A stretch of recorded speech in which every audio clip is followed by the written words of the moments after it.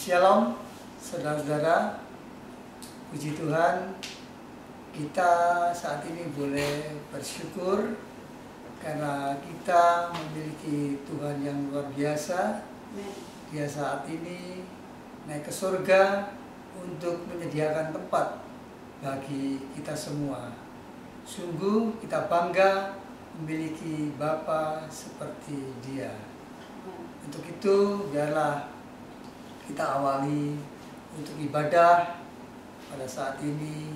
Kita awali dengan doa. Mari kita bersama-sama berdoa. Kami bersyukur Tuhan bila saat ini kami boleh terus memuji, memuliakan Engkau, karena Engkau memang layak dipuji, Engkau yang layak dimuliakan. Dan saat-saat ini, bila situasi dunia saat ini sedang menakutkan, mengkhawatirkan, di mana semua khawatir akan virus corona. Tapi kami sebagai anak-anak-Mu boleh tetap bersukacita, tidak ada rasa khawatir, karena Engkau memagari kami, Engkau membentengi setiap kami ya Bapa. Dan biarlah kami terus mengucap syukur, memuji-muji-Mu senantiasa, karena Engkau baik, sangat baik, amat baik. Dan biarlah untuk ibadah pada saat ini kami buka dengan penuh ucapan syukur, karena Engkau sudah menyertai kami sampai saat ini. Dalam nama Tuhan Yesus kami sudah berdoa dan mengucap syukur. Haleluya. Amin.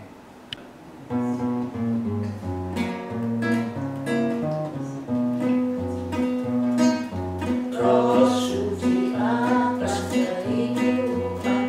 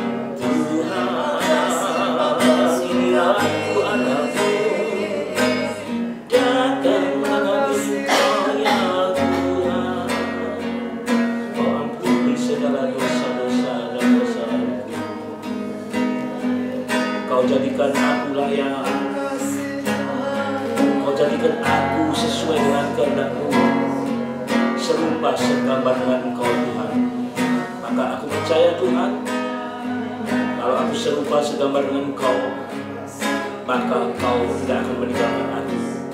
Engkau Allah yang akan tetap ada di dalam hidupku, Allah yang akan membawa aku menuju jalan kebenaran, Allah yang membawa aku menuju ke jalan kekudusan, sehingga aku bisa mempersembahkan hidupku ini sebagai persembahan hidup yang layak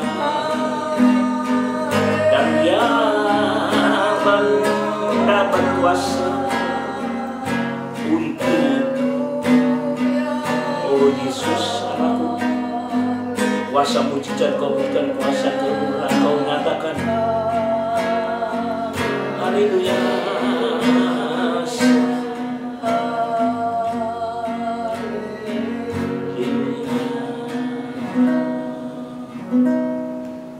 Terima kasih Tuhan. Kami merasakan Engkau hadir di tengah-tengah kami Tuhan. Beracaralah bagi kami pagi hari ini Tuhan. Jangan ada satupun dari kami yang terlewatkan dari berkat-Mu Tuhan. Sebentar kami akan menerima firman-Mu. Tolong hamba Tuhan, Ibu Gembala kami, urapan yang dahsyat dari surga turun atas Ibu Gembala, dan firman yang disampaikan sungguh-sungguh menuntun langkah hidup kami, sehingga kami boleh berjalan di dalam kebenaran-Mu. Terima kasih Tuhan, terpujilah nama-Mu kekal untuk selama-lamanya. Dalam nama Tuhan Yesus kami sudah berdoa dan mengucap syukur. Haleluya, amin. Shalom, selamat pagi dan selamat menikmati kebenaran firman Tuhan pagi ini. Pada hari ini semua anak-anak Tuhan di seluruh muka bumi ini memperingati peristiwa besar yang pernah terjadi, yaitu kenaikan Tuhan Yesus ke surga. Saudara-saudaraku, tanggal 10 April 2020 yang lalu kita memperingati kematian Tuhan Yesus. Ya, itu saya tulis dari Lukas 23 ayat 44 sampai 49. 3 hari kemudian, tanggal 12 April 2020, kita memperingati kebangkitan Tuhan Yesus. Dalam Lukas 24 ayat 1 sampai 12. 40 hari kemudian, tepatnya hari ini, tanggal 21 Mei 2020, kita memperingati kenaikan Tuhan Yesus ke surga. Lukas 24 ayat 50 sampai 53. Dan 10 hari setelah hari ini, kita akan memperingati hari Pentakosta, yaitu hari pencurahan Roh Kudus. Tertulis dalam Kisah Rasul 2 ayat 1 sampai 13. Saudara-saudaraku, dalam waktu 40 hari setelah kebangkitannya sampai pada kenaikan Tuhan Yesus ke surga, 40 hari itu Tuhan Yesus berkali-kali menemui murid-muridnya untuk membuktikan bahwa Dia tidak tinggal dalam kuburan saja, tetapi kita bersyukur Tuhan Yesus bangkit.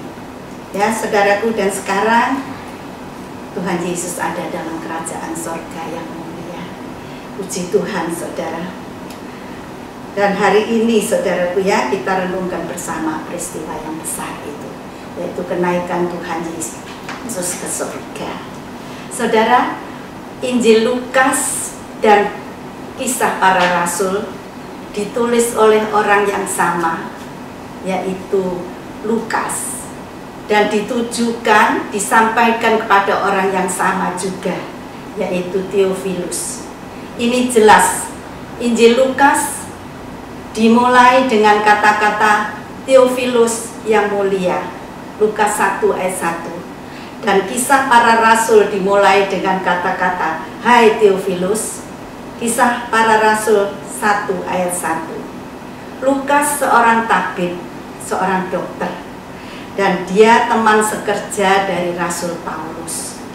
Dalam kedua bukunya itu, Lukas menulis dan menceritakan tentang peristiwa yang luar biasa itu, dan beritanya paling lengkap, jelas dan teliti, terperinci, jika dibandingkan dalam Injil yang lain dan dalam kitab-kitab yang lain dalam Alkitab.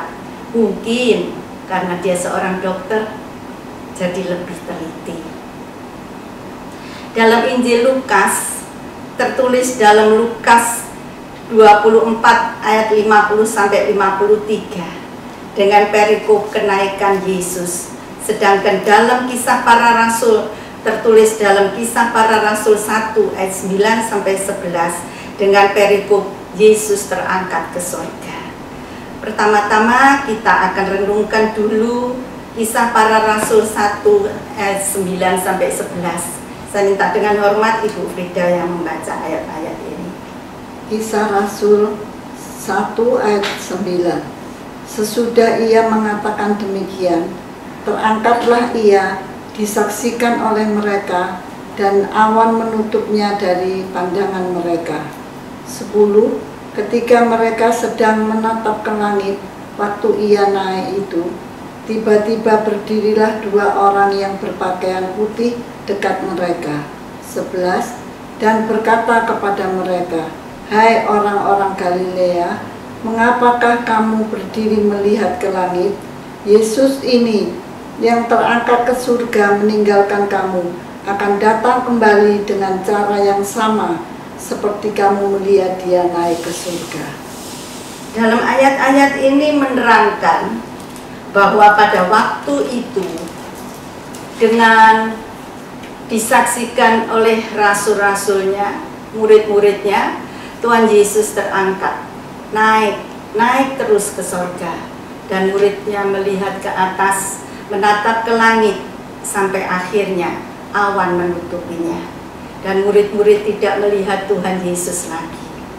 Bukankah ini suatu kejadian, suatu peristiwa yang spektakuler, yang luar biasa, yang hebat, saudara-saudaraku?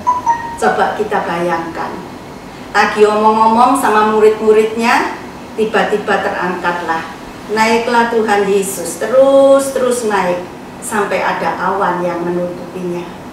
Dan ini berarti Tuhan Yesus menembus awan, dan hilanglah Tuhan Yesus dari pandangan murid-muridnya.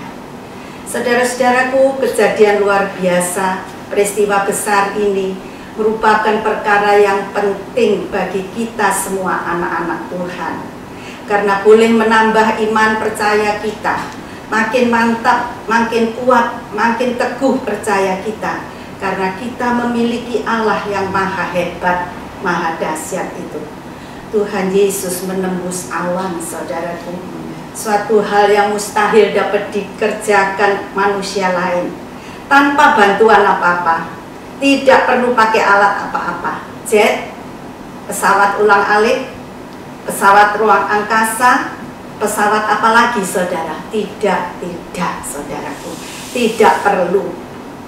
Ingat saudaraku, peristiwa Tuhan Yesus bisa menembus pintu yang terkunci itu. Pada waktu itu saudaraku, Tuhan Yesus menemui murid-muridnya yang berkumpul dalam ruangan yang terkunci, saudaraku ya. Apakah yang tidak bisa di Tuhan kita lakukan? Semua bisa dilakukannya. Tidak ada yang tidak mungkin, semua mungkin. Amin. Kalau kita sungguh-sungguh percaya, seharusnya kita anak-anaknya yang sangat dikasihinya, sangat disayanginya. Kita tidak perlu takut, tidak perlu khawatir menghadapi apapun. Maut itu loh, Tuhan kalahkan. Kok lagi awan, pintu, tembok diterobos, ditembus saudara-saudaraku. COVID-19, virus jahat itu yang membuat ketakutan, kecemasan, kepanikan semua orang. Saudara-saudaraku, Tuhan kita sanggup atau tidak untuk memusnahkan, menghancurkan virus corona itu? Sanggup. Pasti sanggup, saudara-saudaraku, percaya. Tuhan pasti sanggup memulihkan keadaan saat-saat ini. Tuhan Yesus sanggup memulihkan negara-negara yang digoncang pandemi COVID-19 ini. Dan Tuhan Yesus sanggup memulihkan negara dan bangsa kita, sehingga umat berjalan normal, semua berjalan normal kembali, dan kita anak-anak Tuhan boleh berkumpul kembali, berbakti bersama-sama di GPI Ambengan. Puji Tuhan saudaraku ya. Memang saudaraku, sesungguhnya bagi Tuhan masalah-masalah kita itu kecil. Dia sanggup dan pasti mau menolong kita, mau membuka jalan bagi masalah-masalah kita. Percaya saja saudaraku. Sekarang kita renungkan tulisan Dr. Lukas tentang peristiwa kenaikan Tuhan Yesus ke surga dalam Injil Lukas 24 ayat 50 sampai 53. Saya harap Ibu Freda membacakannya. Lukas 24 ayat 50. Lalu Yesus membawa mereka keluar kota sampai dekat Betania. Di situ ia mengangkat tangannya dan memberkati mereka. 51. Dan ketika ia sedang memberkati mereka, ia berpisah dari mereka dan terangkat ke surga. 52. Mereka sujud menyembah kepadanya, lalu mereka pulang ke Yerusalem dengan sangat bersukacita. 53. Mereka senantiasa berada di dalam bait Allah dan memuliakan Allah. Pada waktu itu Tuhan Yesus bersama murid-muridnya ada di kota dekat Betania. Dan disaksikan murid-muridnya itu, Tuhan Yesus mengangkat tangannya dan memberkati mereka. Dan dalam posisi memberkati mereka itu, Tuhan Yesus naik, terangkat ke surga. Maka mereka berpisah dengan Tuhan Yesus, guru yang mereka kasihi. Perpisahan dengan orang yang kita kasihi, tentunya ada perasaan sedih, susah, bahkan air mata, kesedihan pasti mengalir. Tetapi sangat berbeda dengan murid-murid Tuhan Yesus waktu itu. Mereka sujud menyembah Tuhannya, kemudian pulang dengan hati yang gembira. Mereka sangat bersukacita. Mengapa bisa demikian? Ini tidak lain karena perpisahan itu diwarnai dengan berkat Tuhan. Seperti ayat yang sudah dibaca tadi. Bukankah berkat Tuhan itu membuat kita sukacita? Ayat 50 mengatakan, di tempat itu Tuhan Yesus mengangkat tangannya dan memberkati murid-muridnya. Begitu juga bagi kita anak-anaknya yang sangat dikasihi Tuhan Yesus.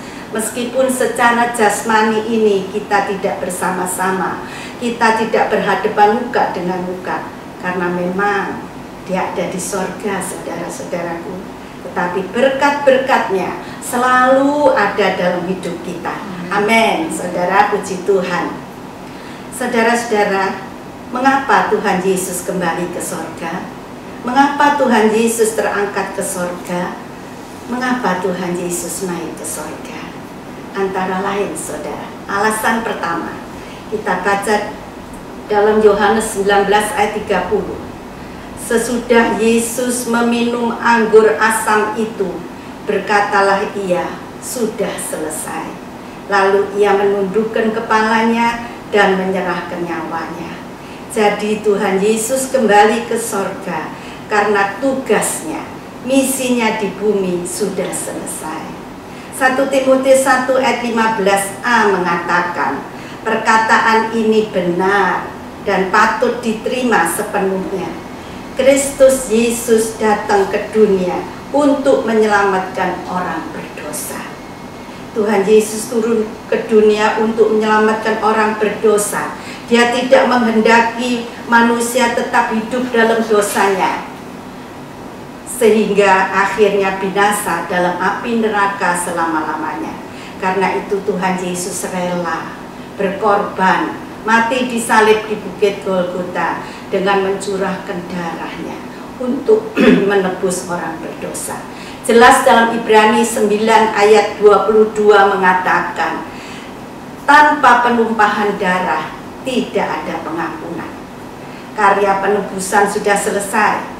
Tuhan Yesus telah menanggung hukuman bagi dosa kita. Hutang dosa kita telah dilunasi, dan puji Tuhan, Dia membuka jalan keselamatan bagi setiap orang yang percaya kepadanya. Amin. Alasan kedua, Mengapa Tuhan Yesus naik ke sorga? Kita baca dalam Kisah Para Rasul 7 ayat 48 sampai 49a.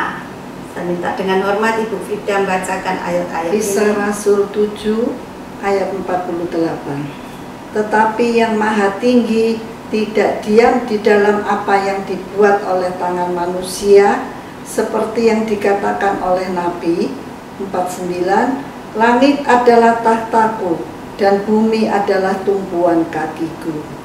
Ayat-ayat ini mengatakan bahwa yang Maha Tinggi tidak akan diam dalam apa yang dibuat tangan manusia.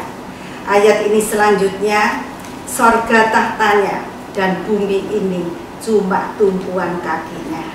Jadi betul tempatnya Tuhan Yesus bukan di dunia ini, tapi di sorga. Karena itu setelah selesai misinya, dia harus kembali ke sorga.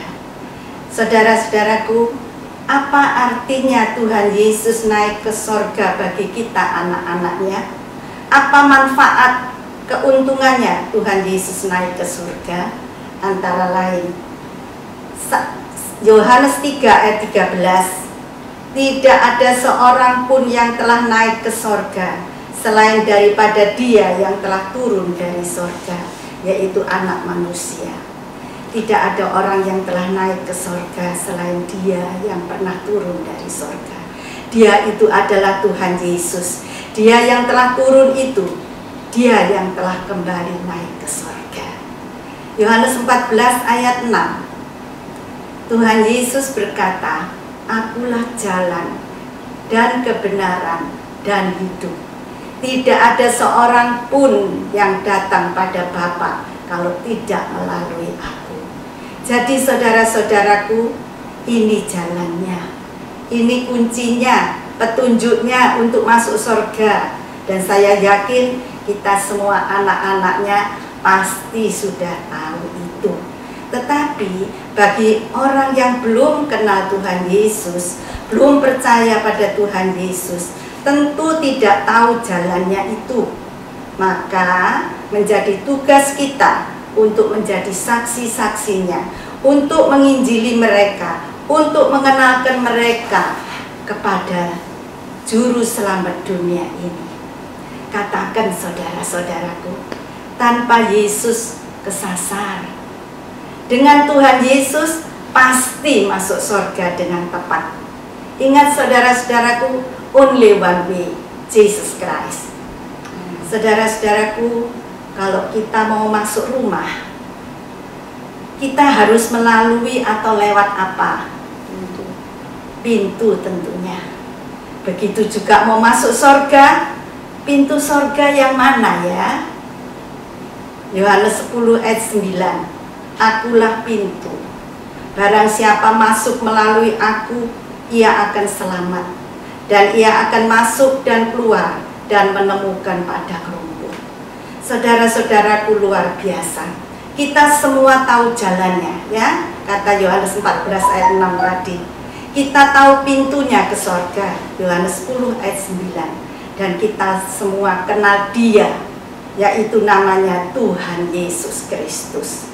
Berbahagialah kita anak-anaknya yang sangat dikasihi Bapa kita di surga. Satu kali kelak kita bertemu bersama-sama Dia dalam kerajaan surga yang mulia. Amin, puji Tuhan saudaraku. Selanjutnya alasan kedua, Tuhan Yesus naik ke surga. Berarti Tuhan Yesus tidak ada lagi di dunia.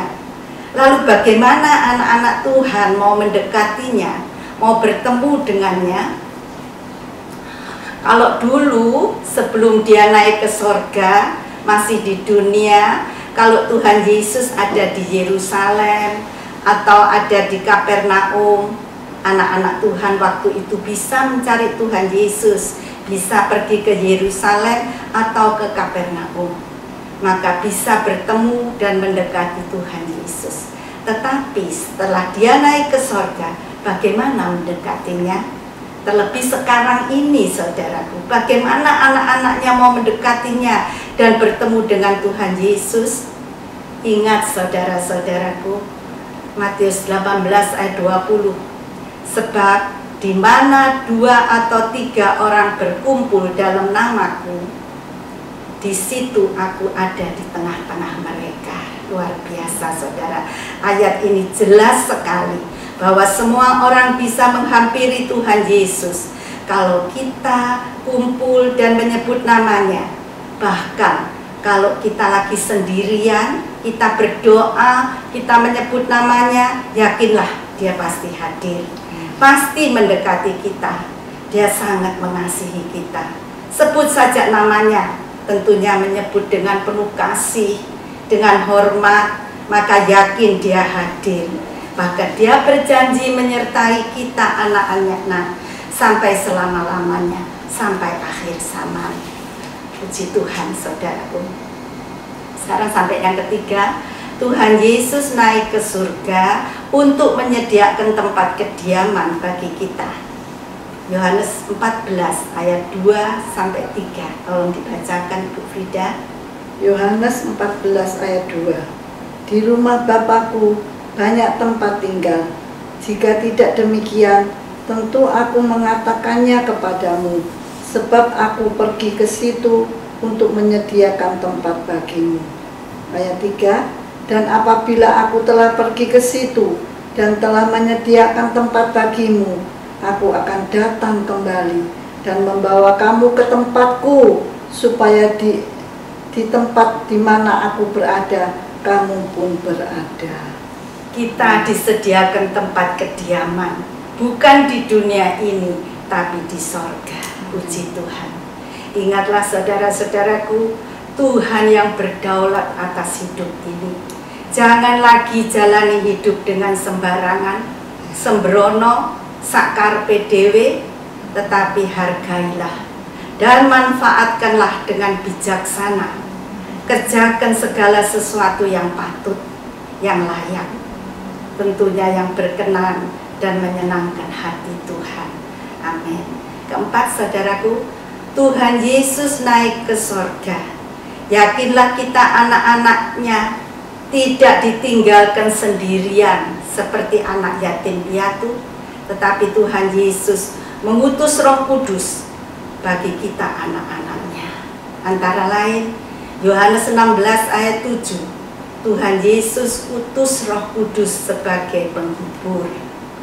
Yohanes 14 ayat 16, Tuhan Yesus utus Roh Kudus sebagai penolong dan akan menyertai kita selama-lamanya.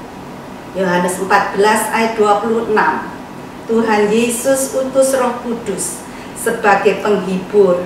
Roh Kudus akan mengajarkan segala sesuatu, tentunya mengajarkan untuk melakukan perbuatan-perbuatan yang baik, yang berkenan dan menyenangkan hati Tuhan.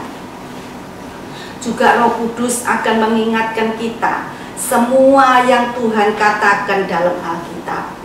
Roh Kudus selalu mengingatkan kita akan ayat-ayat firman Tuhan yang kita baca, yang kita renungkan, juga yang kita dengar melalui hamba-hamba Tuhan.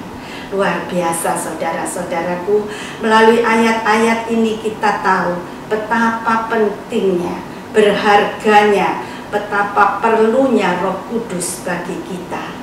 Kita baca ayat terakhir dari renungan ini, Matius 24 ayat 13. Tetapi orang yang bertahan sampai pada kesudahannya akan selamat. Saudara-saudaraku, yang dapat membuat kita bertahan dengan kesetiaan kita dalam mengiring Tuhan Yesus, dengan kesetiaan kita dalam mengasihi Tuhan Yesus, hanya Roh Kudus saja. Hanya kalau hati kita dipenuhi kuasa Roh Kudus saja. Sudah saya katakan tadi betapa pentingnya, betapa perlunya hati kita dipenuhi Roh Kudus. Mohonlah dengan segala kerendahan hati kita, dengan sungguh-sungguh, jangan bimbang. Mohonlah kepada Sang Pemberi Roh Kudus, yaitu Tuhan Yesus Kristus. Amin. Mari saudara-saudaraku, kita bangkit berdiri. Kita akan masuk dalam doa dan juga doa pemberkatan. Sama-sama berdiri saudara. Bapa kami dalam sorga, puji syukur kepada-Mu Tuhan, jikalau pada pagi hari ini Tuhan sendiri sudah memimpin ibadah yang berbahagia ini Tuhan. Dari awal hingga akhirnya semua boleh berjalan dengan baik. Tuhan, Engkau hadir bersama-sama kami Tuhan, dan kehadiran Tuhan bersama-sama dengan kami dalam ibadah ini pasti Tuhan hadir membawa berkat bagi kami. Kami semua yang hadir pada pagi hari ini, kami semua sudah diberkati oleh Tuhan. Kami sangat percaya Tuhan Yesus, apapun yang menjadi keperluan kami anak-anak-Mu, Tuhan pasti tolong kami. Terima kasih Tuhan, terima kasih. Memberkati Bapak, hamba-hamba Tuhan yang sudah melayani dalam ibadah pagi hari ini. Juga anak-anak Tuhan yang telah mengikuti acara kebaktian yang berbahagia ini. Berkati mereka semua. Sekarang Tuhan, kami satukan hati kami. Kami mohon berkat bagi negara dan bangsa tercinta kami. Haleluya Bapa. Tuhan, berkatilah Indonesia. Dan lindungilah Indonesia Tuhan. Tuhan, sinarilah Indonesia Tuhan dengan wajah-Mu. Dan berilah Indonesia Tuhan kasih karunia-Mu. Tuhan Yesus, tampakkanlah diri-Mu kepada Indonesia. Dan berikanlah Indonesia damai sejahtera. Terima kasih Tuhan, kami bersyukur, kami percaya doa-doa kami pasti didengar, ditanggapi dan dijawab oleh Tuhan.